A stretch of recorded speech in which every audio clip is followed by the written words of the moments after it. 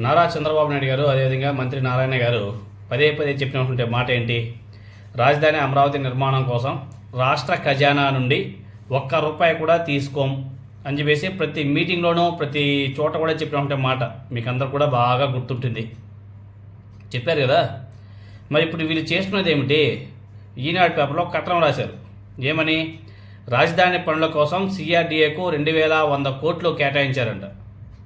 ప్రభుత్వ ఖజానా నుండి 2100 కోట్లు సిఆర్డీఏకు కేటాయించారు. రాష్ట్ర ప్రభుత్వ ఖజానా నుండి. వీళ్ళు గతంలో చెప్పినటువంటి మాట ఏంటి? రాష్ట్ర ఖజానా నుండి ఒక్క రూపాయి కూడా మేము తీసుకోం అమరావతి నిర్మాణం కోసం. అది సెల్ఫ్ ఫినాన్షియల్ సిటీ, దానంతటా అదే అభివృద్ధి చెందుతుందని చెప్పేసి మాట్లాడారు కదా. ఇప్పుడు రాష్ట్ర ఖజానా నుండి 2100 కోట్లు కేటాయించడం వెనుక మతలబ్ ఏంటి?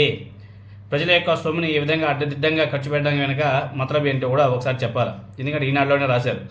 రాష్ట్ర అమరావతిలో అభివృద్ధి పనులకు రాష్ట్ర బడ్జెట్ నుంచి 2025-2026 మొదటి త్రైమాసికానికి 2100 కోట్లు విడుదలకు అనుమతులు ఇస్తూ ప్రభుత్వం గురువారం ఉత్తర్వులు కూడా జారీ చేసింది.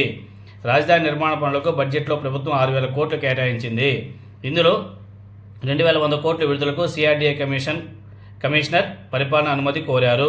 పరిశీలించిన ప్రభుత్వం సిఆర్డీఏ పీడీ ఖాతాకు నిధులు జమ చేసేందుకు పురపాలక పట్టణాభివృద్ధి శాఖకు అనుమతులు ఇచ్చింది. ఏందయ్యా సెల్ఫ్ ఫినాన్షియల్ సిటీ అంటారు? మన రాష్ట్ర ఖజానా నుండి డబ్బులు 1000 కోట్లు 100 కోట్లు 1000 కోట్లే 100 కోట్లు కూడా కాదు 1000 కోట్లు తరలించేస్తున్నారు. ఏంది ఇది? ఎక్కడ ఫినాన్షియల్ సిటీ? ఎక్కడ సెల్ఫ్ ఫినాన్షియల్ సిటీ? ఎక్కడి నుంచి ఆదాయం పెరుగుతుంది? ఈనాడు పేపర్లో రాశారు. రాష్ట్ర ఖజానా నుంచి 10 రూపాయలు కూడా ఖర్చు పెట్టమని చెప్పేసి మాట్లాడే ప్రజల్ని మభ్యపెట్టి మోసం చేసి వాళ్ళ వైపు తిప్పుకొని ఓట్లు ఇప్పించుకొని గెలిచిన తర్వాత మొత్తం అమరావతి లక్షల కోట్లు కుమ్మరి చేస్తున్నారు అమరావతిలో. ప్రతి ఒక్కరు కూడా గమనించండి. రాష్ట్ర ఖజానా మొత్తం కూడా అప్పులు చేసి అప్పులు చేసి ఉంటే మొత్తం డబ్బును కూడా మొత్తాన్ని తీసుకెళ్ళి అమరావతిలో కుమ్మరిస్తున్నారు. అటు ఉత్తరాంధ్ర ఇటు రాయలసీమ అన్ని ప్రాంతాలను కూడా మర్చిపోయారు. ఒక్క అమరావతి తప్ప ఇంకెవ్వరికి ఏది గుర్తుకు రావడం లేదు. కూటమి నాయకులకు, కూటమి ప్రభుత్వానికి ప్రజలందరూ కూడా గుర్తించాలా. గతంలో 2014 నుంచి 2019 మధ్య కాలంలో ఏ విధంగా అయితే అమరావతి అని చెప్పేసి నారా చంద్రబాబు నాయుడు గారు కలవరించిపోయాడు. ఇప్పుడు మళ్ళీ అదే సీన్ మళ్ళీ రిపీట్ అయింది. మళ్ళీ అమరావతి అని చెప్పేసి మళ్ళీ మాట్లాడుకుంటూ పోతున్నారు. మిగతా జిల్లాలన్నింటిని కూడా మర్చిపోయారు.